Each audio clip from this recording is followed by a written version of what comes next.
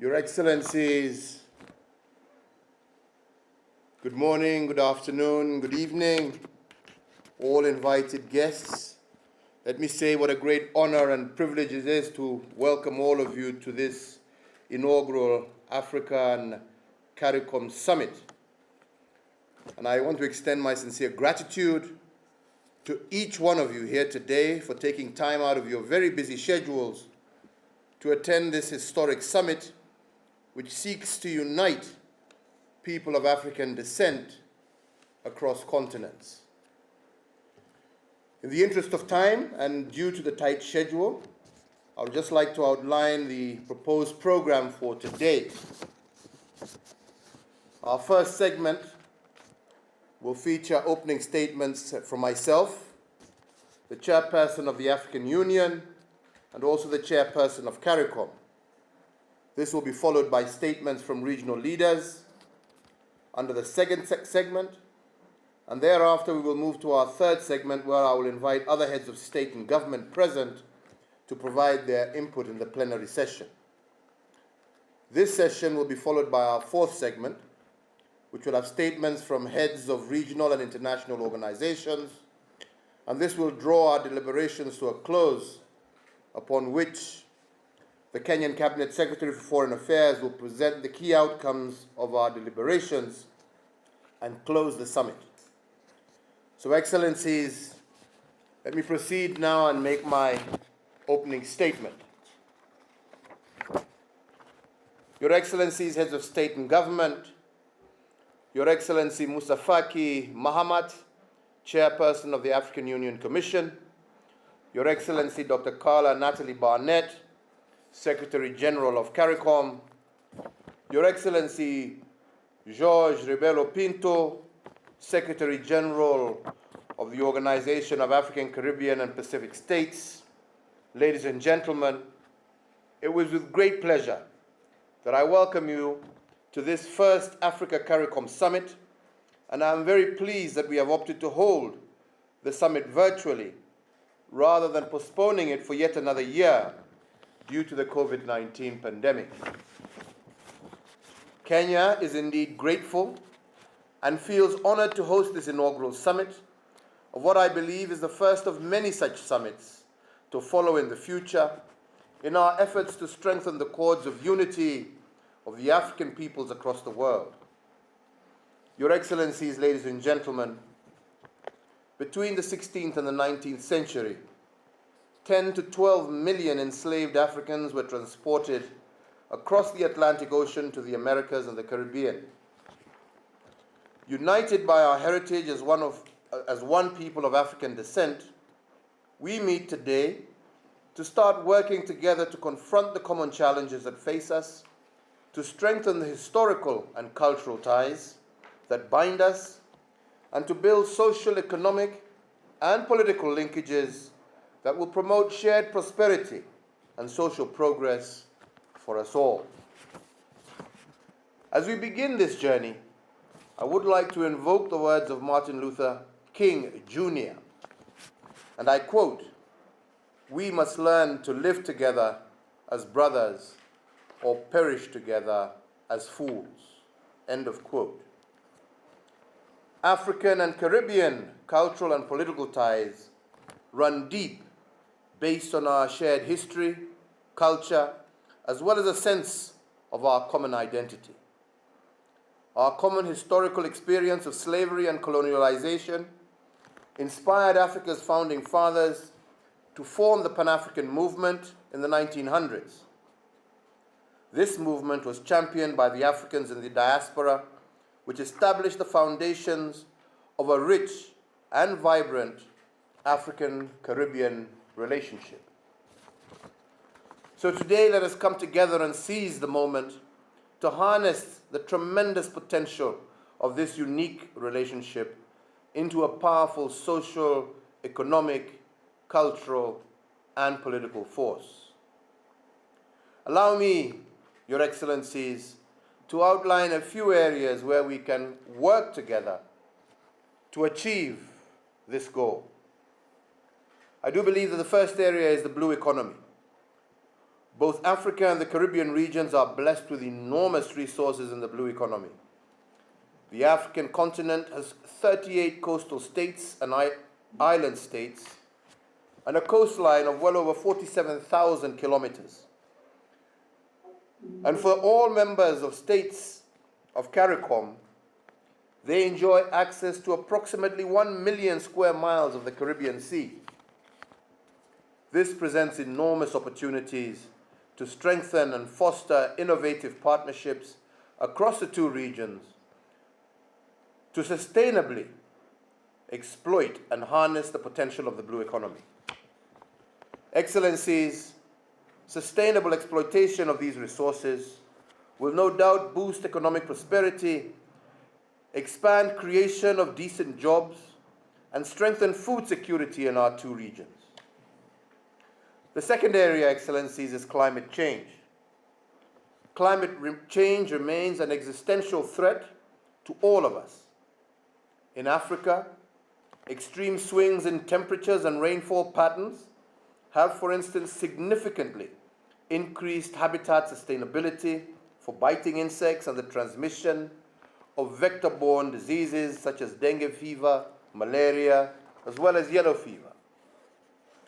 An estimated 94% of global malaria deaths occur in Africa, an epidemic that often occurs after periods of unusually heavy rain. The warming up of our continent is allowing malaria-carrying mosquitoes to survive, these days at much higher altitudes. Similarly, in the Caribbean region, climate extremes in the last few decades have had devastating impacts on economies and livelihoods and have led to the rise in sea levels and increased ocean acidification. Your Excellencies, it is imperative that together we incorporate climate action into our national policies and long-term development plans and adopt global best practices to mitigate and adapt to the threats posed by climate change.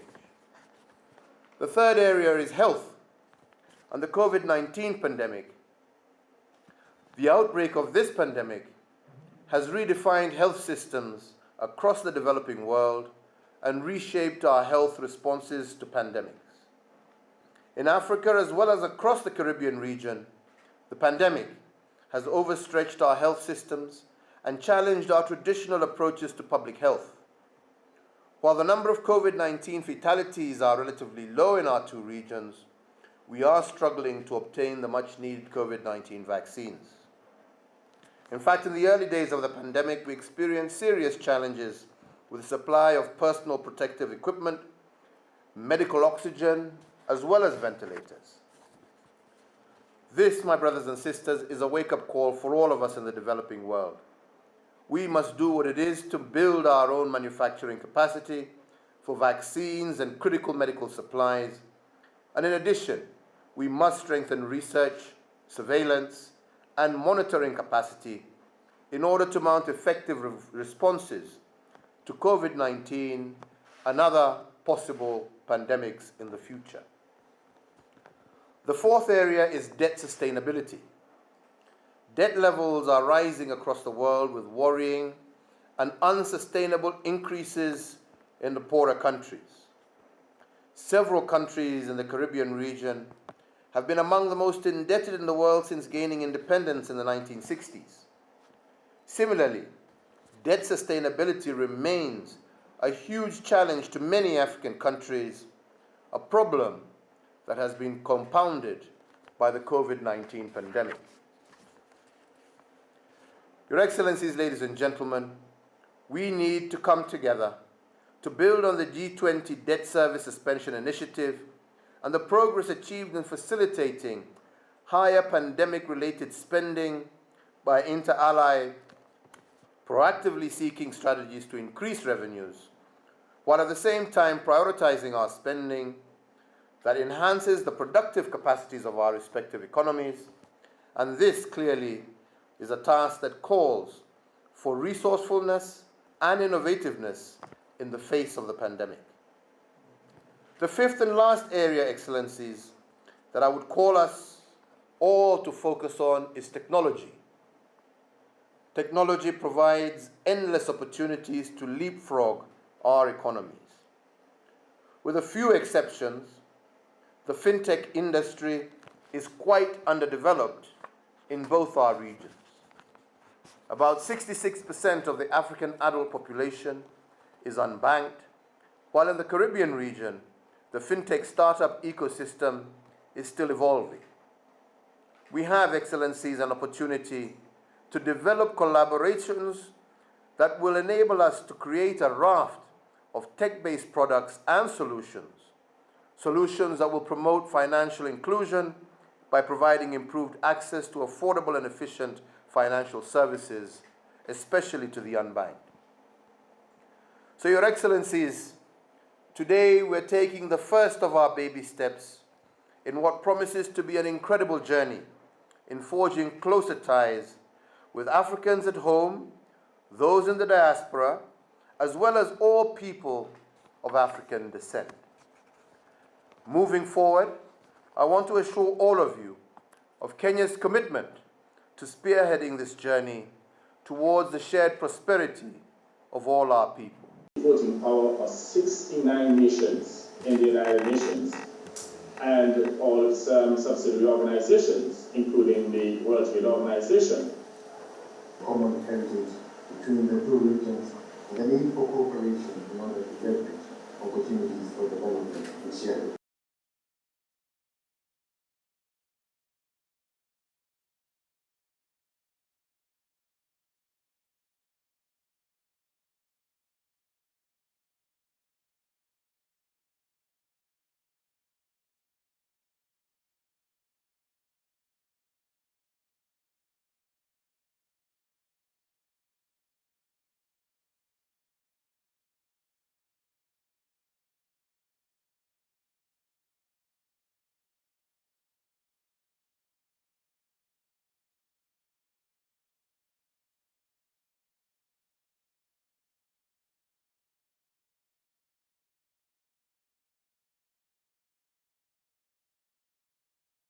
Excellencies, this historic meeting occurs on the eve of... I pray that others will continue, for it is absolutely necessary for us, for our people, to do the right thing by them after centuries of exploitation. Thank you, my brother.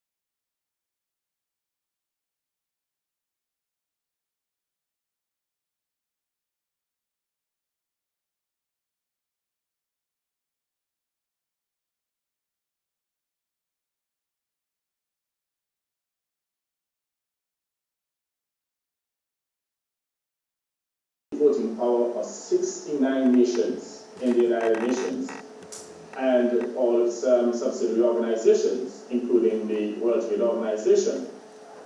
Common heritage between the two regions and the need for cooperation in order to leverage opportunities for development and sharing.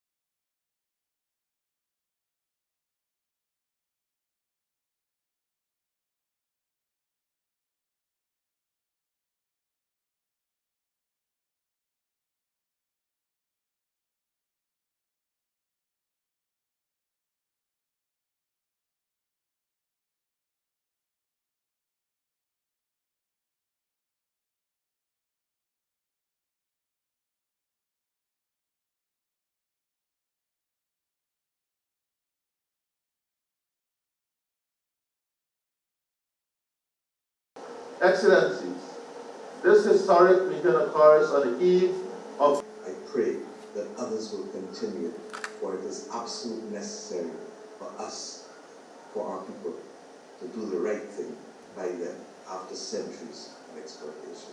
Thank you, my brother.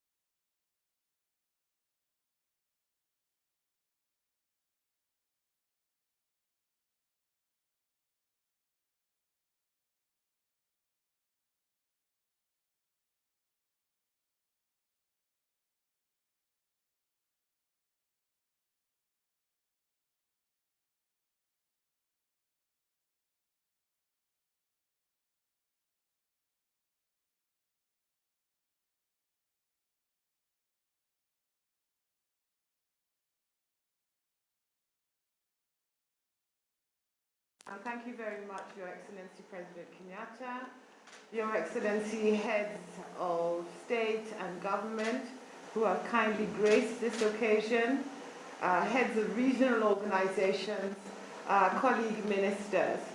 It is my distinct privilege to highlight key elements of the draft communique that will be issued after we close this meeting. It will be circulated to all of you for your approval, but we thought it was important for you to note some of the key components of it to ensure that we were able to capture the spirit and the power of this important summit. The communique will start by noting that heads of state and governments of member states of the African Union and the Caribbean Community, CARICOM, met virtually for the inaugural Africa CARICOM Summit hosted by His Excellency Uhuru Kenyatta, President of the Republic of Kenya, on the 7th of September 2021 under the theme Unity Across Continents and Oceans, Opportunities for Deepening Integration. The objective of this historical summit was to reaffirm the bonds of ancestry and friendship between Africa and CARICOM and to build a foundation for lasting engagements and partnerships between the two regions for a collective future. Key components of the communique are as follows. The inaugural session of the summit recalled, first, the declaration of the 33rd session of the African Union Summit held in February 2020 on promoting closer collaboration and cooperation between the AU, the African diaspora, and the people of African descent in the Caribbean and Pacific regions, and the recognition of the CARICOM Summit of February 2020 on the need to increase contact between its members and African countries. Secondly, expressed its concern regarding the rapid mutation and spread of COVID-19 and the impact that it has had on our societies and our health infrastructure. It was noted that countries of Africa and the Caribbean had faced enormous challenges in mitigating the impact of the pandemic. The summit therefore called for increased access to vaccines. It called also for the production of vaccines in continent and within the Caribbean, and for the waiver of key elements of the TRIPS agreement to ensure greater access to vaccines. Under this heading, appreciation was noted with regard to the Africa Medical Supply Platform and the work of the task force headed by His Excellency Cyril Ramaphosa was greatly appreciated. The summit also noted the devastating economic effects that COVID-19 was having on our societies. It was noted that even though the G20 debt service suspension initiative was welcome and that progress had been achieved in facilitating higher pandemic-related spending, there was still a need for enhanced debt relief measures and for financial access and for innovative approaches to debt sustainability and fiscal access to enable countries in our regions to refocus on achieving sustainable development goals and the goals of the Paris Agreement. 4, the summit reiterated its commitment to achieve sustainable development in member states severely affected by environmental challenges arising from climate change, and affirmed their commitment to ensure the realization of SDG 14 to conserve and sustainably use the ocean, seas, and maritime resources for sustainable development, and to pursue efforts to limit temperature increase to 1.5 degrees Celsius above pre-industrial levels, as is called for under the Paris Agreement. There was also a reaffirmation of the commitment to multilateralism, but also the summit urged for the need to strengthen and reform multilateral institutions to ensure inclusion and better representation from countries from our region, and also to press for reparative justice and to call for the lifting of punitive and unilateral sanctions and embargoes against Cuba and Zimbabwe. 6, the summit noted the need to address mutual economic and communication challenges within the spirit of South-South cooperation, and in particularly to collectively endeavor to exploit the blue economy and technology for the advancement of our peoples. 7th, the summit underscored the need to foster increased trade, investment, air travel, maritime shipping links, with a view to greater economic integration between our two regions, and to foster and design specific agreements and frameworks to further trade. It was noted that opportunities lay in the Africa Continental Free Trade Area in this regard. In addition, the summit urged heads of state and government to provide the political goodwill and affirmation of activities aimed at fostering closer cultural, educational, scientific, and sports relationships between our people in order to increase people-to-people engagement through the AU and Africa by using mass media platforms wherever necessary. Finally, the summit expressed the need to institutionalize cooperation between Africa and CARICOM and other parts of our diaspora by setting up a dedicated secretariat or structure and holding annual summits of the Africa CARICOM for Africa and the CARICOM on the 7th of September every year, and called on member states to support this initiative. These are the key highlights. We will improve the text and circulate it to the participants in early course. I thank you for your kind attention.